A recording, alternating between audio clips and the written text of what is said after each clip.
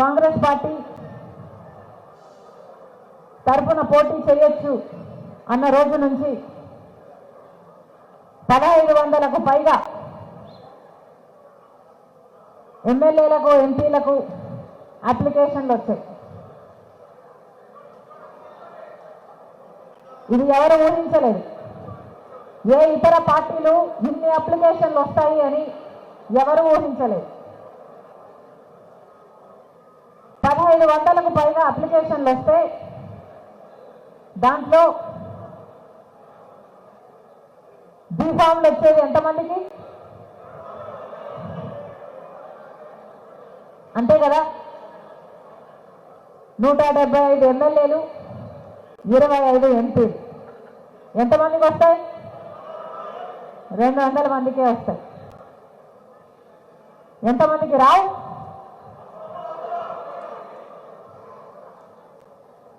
సాధ్యం కాదు. కానీ టికెట్లు వచ్చినా రాకపోయినా ఈరోజు కాంగ్రెస్ పార్టీ గెలుపు కోసం పని చేయకపోతే చరిత్ర మనల్ని క్షమించదు.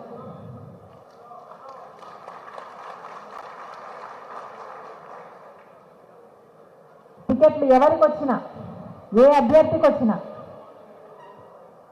టికెట్లు ఎలా వస్తుంది అంటే ప్రతి క్యాండిడేట్ అప్లై చేసిన ప్రతి క్యాండిడేట్ మీద ఒక సర్వే జరిపి ఒపీనియన్స్ గ్యాదర్ చేసి ఆ ఒపీనియన్స్ను మళ్ళీ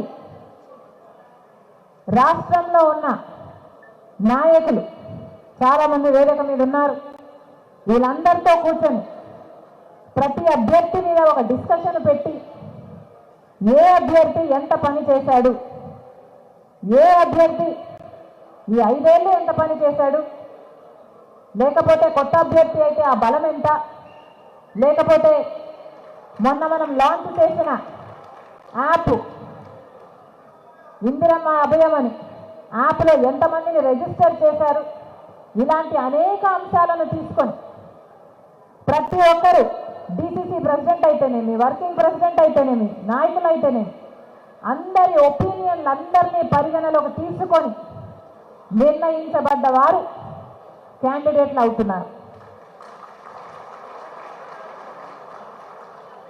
ఇది కాంగ్రెస్ పార్టీ, ఏ రీజనల్ పార్టీ కాదు, అంటే ఏ ఒక్క వ్యక్తి నిర్ణయించేది కాదు.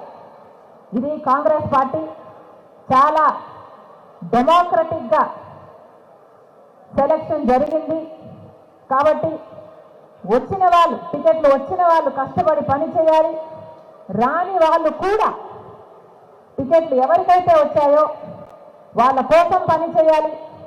ఎందుకంటే నిజానికి మనం పనిచేస్తుంది అభ్యర్థి కోసం కాదు, నిజానికి మనం పనిచేస్తుంది కాంగ్రెస్ పార్టీ కోసం, నిజానికి మనం పనిచేస్తున్నది ప్రజల కోసం, నిజానికి మనం పనిచేస్తున్నది రాష్ట్రం కోసం, అంతకంటే నిజంగా పనిచేస్తున్నది మనం దేశం కోసం.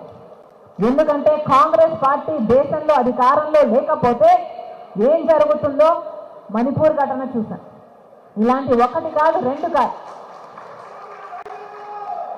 తప్పిదాలు మీద తప్పిదాలు చేస్తూనే పోతుంది బీజేపీ పార్టీ. కాబట్టే ఈరోజు కాంగ్రెస్ పార్టీ వైపు చూస్తున్నారు జనాలు.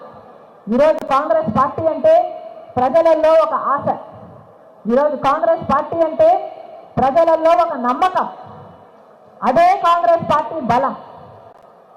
కాబట్టి ఈ ఎన్నికలలో ఏ ఒక్కరైనా కాంగ్రెస్ పార్టీ కోసం పని చేయకపోయినా, కాంగ్రెస్ పార్టీ గెలుపు కోసం పని చేయకపోయినా నిజానికి చరిత్రహీనులుగా మిగిలిపోతారు. కాబట్టి కలిసికట్టుగా అందరం, ప్రతి ఒక్కరం కాంగ్రెస్ పార్టీ అభ్యర్థుల గెలుపు కోసం ప్రయత్నిద్దాం. దాని ద్వారా మన రాష్ట్రాన్ని, మన బిడ్డల భవిష్యత్తును కాపాడుకున్న వాళ్ళైతాం.